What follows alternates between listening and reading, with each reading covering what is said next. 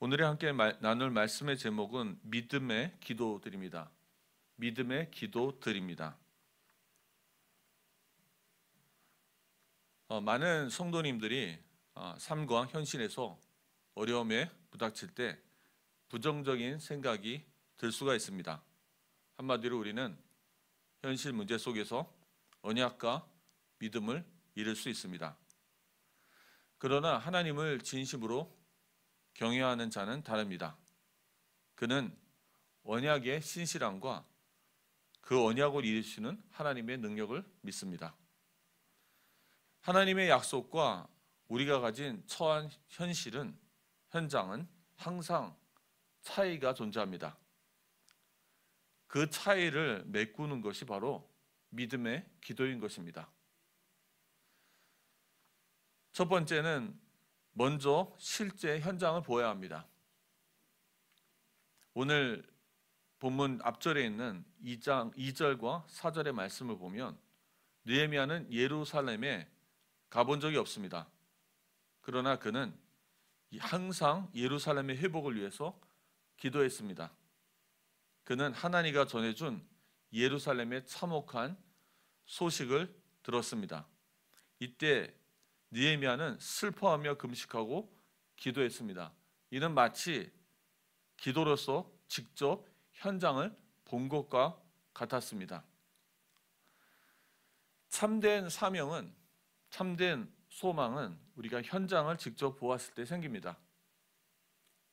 느헤미야는 아마 직접 가지 못했을 거예요. 그 거리가 1500, 1600km가 되기 때문입니다. 오늘날 우리 정부의 공무원들이 현장에 가지 않으면 현장 감각, 현실 감각이 떨어집니다. 행정을 탁상 행정으로만 하게 되죠. 반면에 현장을 직접 다니고 살피는 공무원은 사람들의 필요와 고통을 사실적으로 이해하게 됩니다.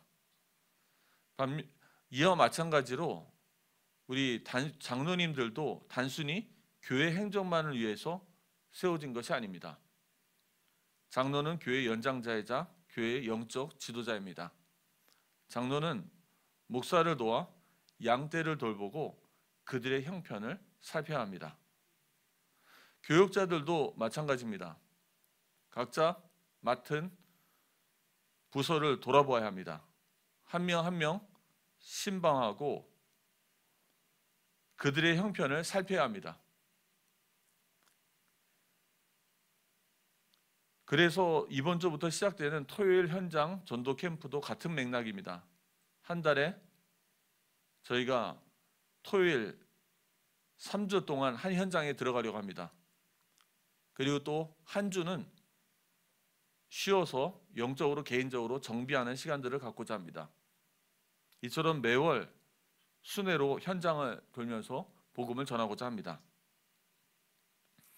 우리가 현장을 보지 않고서는 사명이 생길 수 없습니다. 그리고 현장을 도저히 이해할 수도 없습니다. 모든 목자들은 목원들을 연락하고 가능하면 방문하기도 해야 합니다.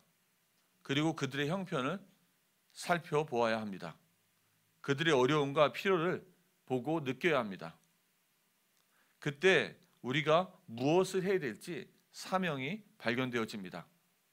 그래서 하나님은 우리가 느헤미야처럼 현장에 관심을 가지기 원하십니다. 그리고 직접 현장에 가서 살펴보기를 원하십니다. 1장 4절에 보면 내가 이 말을 듣고 앉아서 울고 수일 동안 슬퍼하며 하늘의 하나님 앞에 금식하며 기도하여. 이러한 마음과 이러한 기도는 현장을 보았을 때 생기는 것입니다. 두 번째입니다. 우리는 신실하신 하나님의 약속을 믿어야 합니다. 현장의 상황을 보면 낙심할 때가 많습니다.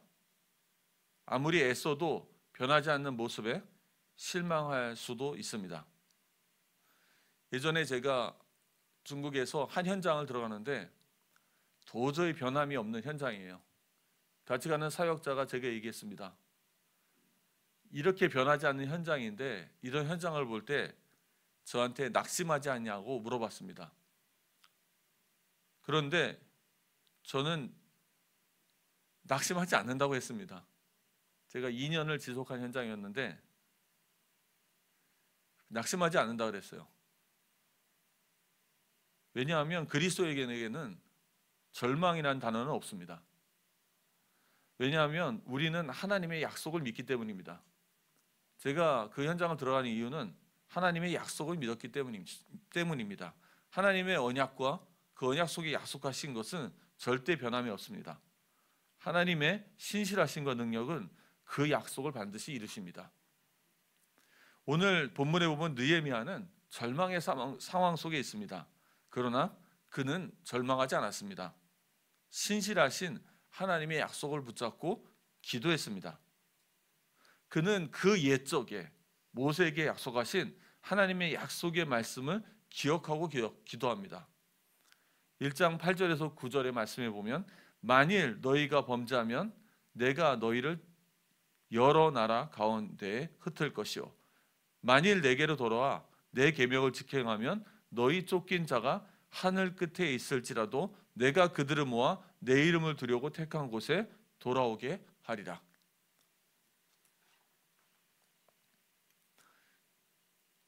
느헤미야는 이렇게 하나님의 약속을 절대적으로 믿고 기도했습니다. 이보다 더 큰 능력의 기도는 없습니다. 한 번은 저희 딸이 어렸을 때 저한테 무엇을 사달라고 부탁한 게 있어요. 근데 제가 얘기했습니다. 아빠가 오늘 너무 바쁘니까 내일 사줄게. 그래서 내일이 됐어요. 그 다음날 저희 딸이 또 찾아와서 아빠 이거 사주세요 하는 거예요.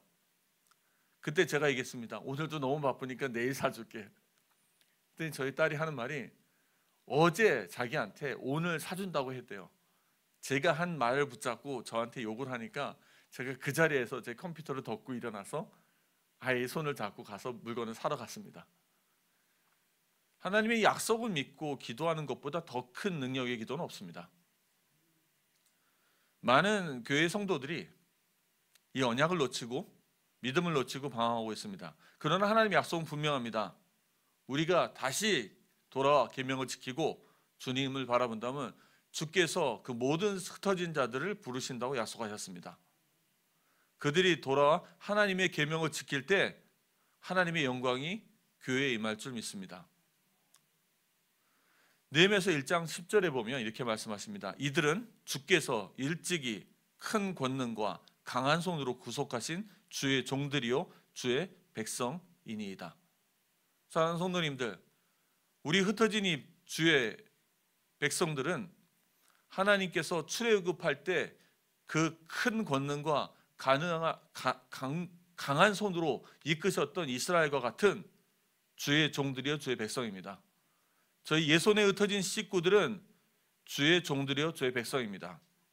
하나님께서 예수 그리스도의 핏값으로 구속하신 이들을 모두 돌아오게 하실 것입니다. 그들은 성령의 부르심에 순종할 것입니다. 성령께서 그들의 딱딱한 마음을 부드럽게 하실 것입니다. 그들에게 새로운 마음을 주실 것입니다. 교회 현장이든 교회 밖에 있는 전도 현장이든 하나님이 구속한 모든 백성들은 성령의 부르심에 회개와 믿음으로 돌아올 것입니다. 그러므로 우리는 선한 일을 행하고 낙심하지 말아야 합니다. 하나님의 약속은 반드시 성취되어집니다. 현장과 우리의 약속, 하나님이 주신 약속과의 이 갭을 채울 수 있는 유일한 것은 바로 믿음의 기도인 것입니다. 그리고 설사 그러나 간혹 하나님은 우리의 기도에 응답하지 않으실 때도 있습니다. 그것은 하나님의 절대적인 시간표가 있기 때문인 것입니다. 비록 우리가 원하는 결과가 나오지 않더라도 그 과정에서 가장 많이 성장하는 사람은 바로 우리 자신입니다. 그래서 제 자신을 돌이켜보면 그랬어요. 항상 하나님이 제게 주신 본분을 다했을 때, 그리고 하나님이 원하시는 기도를 했을 때 모두가 매번 그 기도 그대로 응답되어진 적은 것 같지는 않습니다. 그런데 매번 그 일이 지났을 때 제일 먼저 성장했던 것은 제 자신입니다. 그런데 놀라운 사실은 제가 변하고 제가 경신되고 제가 성장했을 때 하나님은 제가 기도했던 것보다 더 큰 응답을 주셨습니다.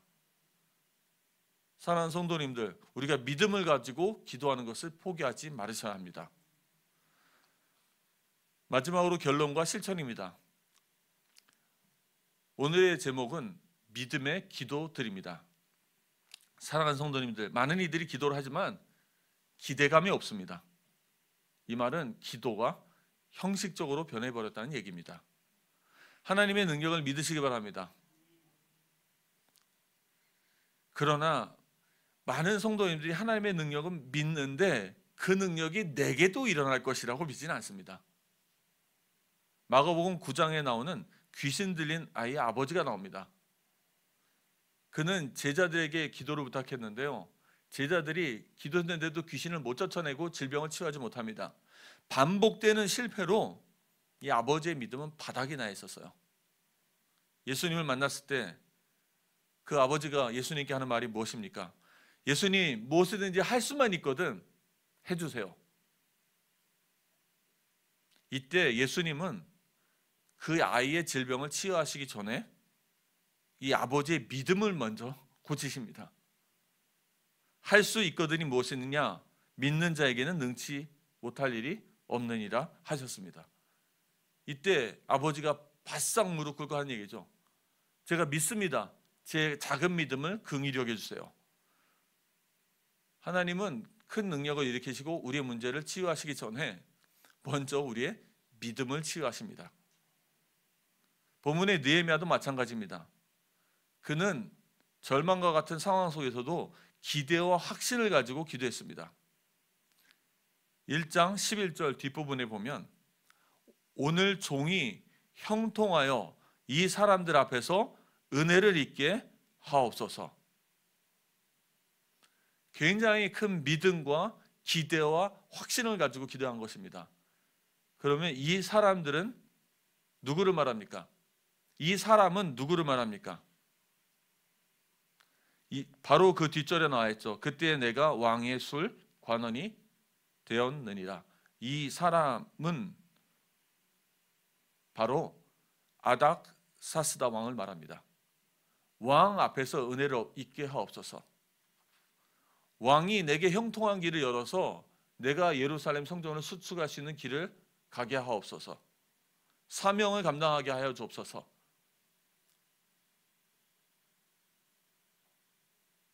느헤미야는 그냥 기도한 것이 아닙니다. 하나님의 약속과 언약의 말씀을 붙잡고 기도하고 동시에 그 약속대로 이 불가능한 현실 속에서 하나님이 역사하실 걸 믿는 기대가 있었습니다. 사랑하는 성도님들, 기도할 때 하나님이 역사하실 것에 대한 기대와 확신을 가지시기 바랍니다. 믿음이 회복되어져야 돼요. 그리고 두 번째입니다. 결론의 두 번째, 두려워하지 마십시오. 하나님을 경외하는 자들이 보이지 않는 곳에서 우리와 함께 기도하고 있습니다. 하나님은 당신의 일들을 위해서 많은 분들을 사용하십니다. 많은 사람들이 곳곳에서 기도하게 하십니다. 하나님의 일은 개인이 하는 것이 아닙니다. 하나님은 엘리야를 위해서 7,000명을 예배하셨습니다. 하나님은 느헤미야에게 함께 기도하는 자들을 예배하셨습니다. 느헤미야는 혼자 기도한 것이 아닙니다. 사랑하는 성도님들, 우리는 혼자 기도하는 것이 아닙니다. 옆에 보면 이 많은 분들이 함께 기도하고 있지 않습니까? 하나님을 경외하고 기도하는 많은 이들이 함께 했습니다. 이 싸움은 혼자 싸우는 것이 아닙니다. 하나님을 경외하고 그분의 약속을 믿는 자들이 함께 이 사명을 감당합니다. 11절 앞부분에 보면 나옵니다. 종의 기도와 주의 이름을 경외하기를 기뻐하는 종들의 기도를 들으시고. 사랑하는 성도님들, 힘내시기 바랍니다. 하나님이 곳곳에서 지금도 자기의 일을 하고 계십니다. 곳곳에서 많은 자들을 깨우시고 계십니다. 곳곳에서 이곳에 참여하지 않는다 할지라도 우리 성도님들이 곳곳에서 지금 기도하고 계십니다. 그래서 오늘의 기도의 말씀의 제목은 무엇입니까? 믿음의 기도 드립니다. 오늘 말씀을 정리하겠습니다. 믿음의 기도들의 특징이 있습니다. 현장을 보고 잘 알고 있습니다. 현실을 잘 알고 있는 거예요. 막연한 기대감이 아닙니다. 우리는 현실을 부정하지 않습니다. 현장을 잘 압니다. 그러나 우리는 현실을 초월하는 하나님의 약속을 믿습니다. 어떤 어려움 속에서도 하나님의 약속은 반드시 성취됩니다. 그리고 우리의 기도는 기대와 확신을 가집니다. 하나님이 반드시 이루시고 더 큰 것을 주실 것이라는 확신이 있습니다. 꼭 기억하시기 바랍니다. 우리는 혼자가 아닙니다. 하나님을 경외하는 자들이 함께합니다. 오늘도 느헤미야처럼 하나님의 약속을 믿고 현장을 돌아보며 중보자로서 믿음의 기도와 사명을 감당하시기 바랍니다.